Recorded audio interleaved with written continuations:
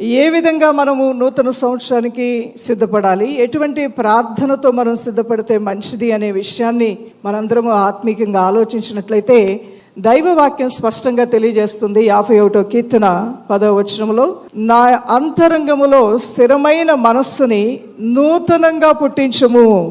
అవును, స్థిరమైన మనస్సు నూతనంగా కలుగు చేయమని కీర్తనకారుడు అడుగుతున్నాడు. అంటే ఇప్పటి వరకు అతనికి స్థిరమైన మనస్సు లేదా, అతని మనస్సు ఏమైనా అస్థిరంగా ఉందా అనే విషయానికి వస్తే అదేమీ కాదు.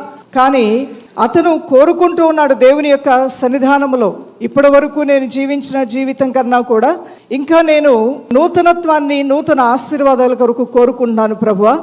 ఈ యొక్క పాత జీవితంతోనే, పాత ఆలోచనలతోనే నేను రాజీ పడకుండా, సంతృప్తి పొందకుండా, ఇప్పటి వరకు నేను సాధించిన దాంతోనే నేను సంతృప్తి చెందకుండా, నేను ఏ రీతిగా ఆత్మీయతలు ఎదిగానో అంతటితోనే ఇక ముగింపు పలకకుండా, రాబోచున్న కాలములో నేను ఇంకనూ నీ యొక్క వాక్యములోను, విశ్వాసములోను, ప్రార్థనలోను, భక్తిలోను, పరిశుద్ధతలోను, దేవుని కొరకు ప్రత్యేకించబడే జీవితంలోను నన్ను నేను నూతనంగా స్థిరపరచుకోవాలని ఆశిస్తున్నాను అంటున్నాడు.